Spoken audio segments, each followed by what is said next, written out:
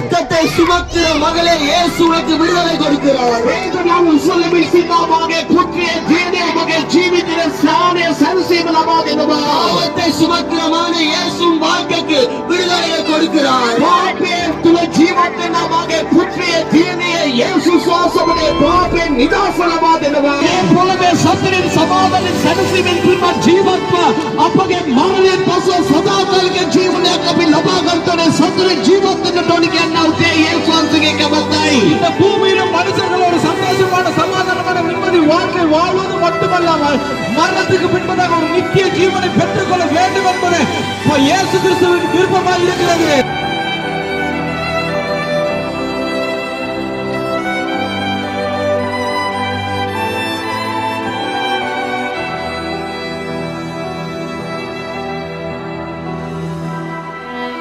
இந்த நாட்கள் உங்களுடைய வாழ்க்கையில் அநேக போராட்டங்களை எதிர்நோக்கி கொண்டிருக்கிறோம். අපි මේ කාලවලදී අපගේ ජීවිතය අධික දුක පොරබැදීම් වලට මුහුණ දෙමින් සිටිනවා. மனுஷன் தன்னுடைய வாழ்க்கையில் அநேகமான போராட்டங்களை வேதனைகளை அழுகைகளை அவன் பார்த்து கொண்டிருக்கிறான். මනුෂ්‍ය තමාගේ ජීවිතයේ බොහෝ දුක වේදනාවක් බොහෝ ආකාරයේ පීඩාවන් ඔබ අත්දැකීමින් සිටිනවා. கண்ணீர்களை எங்கள் வாழ்க்கையில பார்த்து கொண்டிருக்கிறோம். අපගේ ජීවිතයේ කොයිතරම් කඳුළු අපි අත්දැකීමින් සිටිනවාද?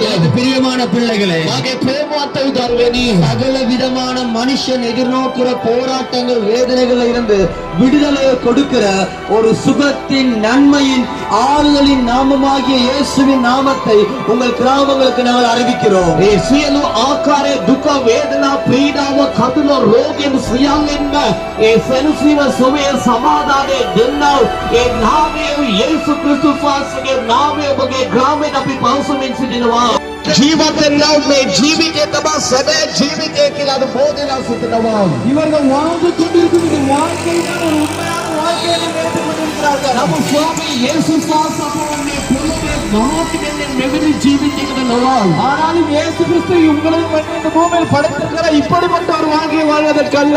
පොරබෙරත් අප සතුටින් සමාදානයෙන් ජීවත් වෙලා අප එන්න මතු ලෝකයේදී ස්වර්ගයේ සතුටි ඒ නිත්‍ය සදාකාලික ජීවනය ලබා ගන්නට ඕනේ කියන දේ දෙවියන් වහන්සේගේ අරමුණයි. இந்த பூமியிலும் ஒரு சந்தோஷமான சமாதானமான வாழ்க்கையை வாழ்ந்து மரணத்துக்கு பின்பதாக ஒரு நித்திய வாழ்க்கை ஒரு பரலோக வாழ்க்கை பெற்றுக்கொள்ளும்படியாகவே இயேசு கிறிஸ்து விரும்புகிறார். இன்றைக்கு நம்முடைய சமுதாயம் அநேக அடிமைத்தனங்களில் சிக்கப்பட்டு போயிருக்கிறது. අද අපගේ සමාජය ආකාරයේ එක්වීම වලට අද අසු වෙලා තිබෙනවා. இந்த தலைமுறை அநேக அடிமைத்தன பாவங்களுக்குள் உட்படுத்தப்பட்டிருக்கிறது. මේ පරම්පරාව ආකාරයේ එක්වීමේ වාල්කමට අද අසු වී සිටිනවා.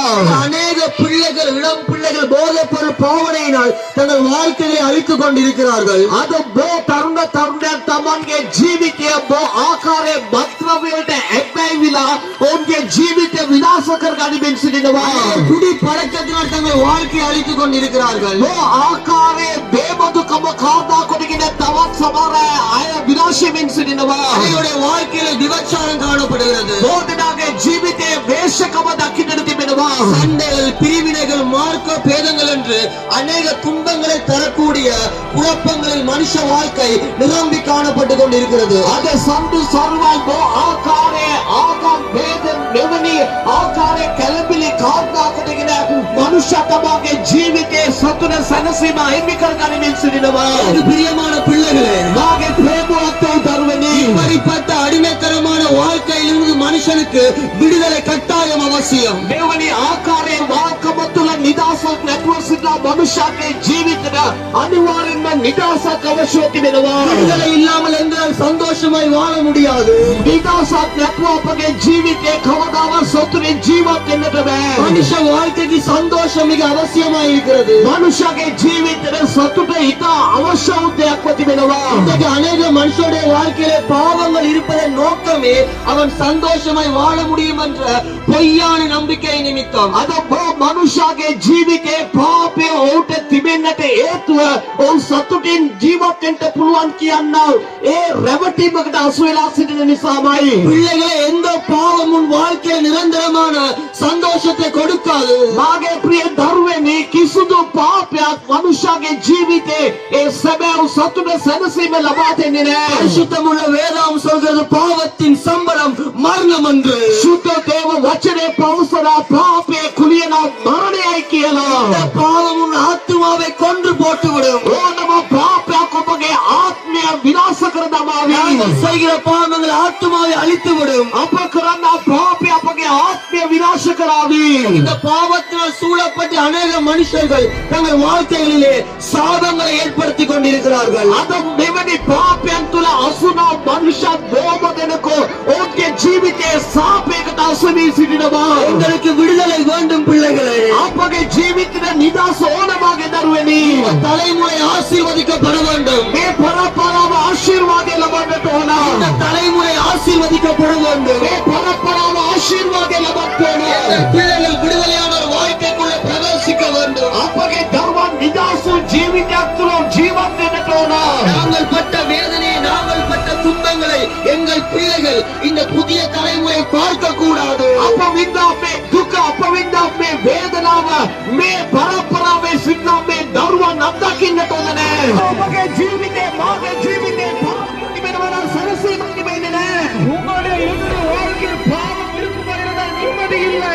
ඔබගේ ජීවිතේ වෛරය තිබෙනවා ඔබගේ ජීවිතේ ක්‍රෝධය තිබෙනවා ඔබගේ ජීවිතේ මත්ද්‍රව්‍යවලට වාල්වි බේබදුකමට වාල්වි වේශ්‍යකම තුළ ජීවත් වෙනවා ඔබගේ ජීවිතේ සැබෑ සැනසීම තිබෙන්නේ නෑ. உங்களுடைய வாழ்க்கையில் குடி போதை வஸ்துக்கள் விபச்சாரங்கள் வேசித்தனங்கள் குரோதங்கள் பொறாமைகள் கசப்புகள் வெறுப்புகள் இருக்குமா இருந்தால் ஒரு நிம்மதியான வாழ்க்கை வாழ முடியாது.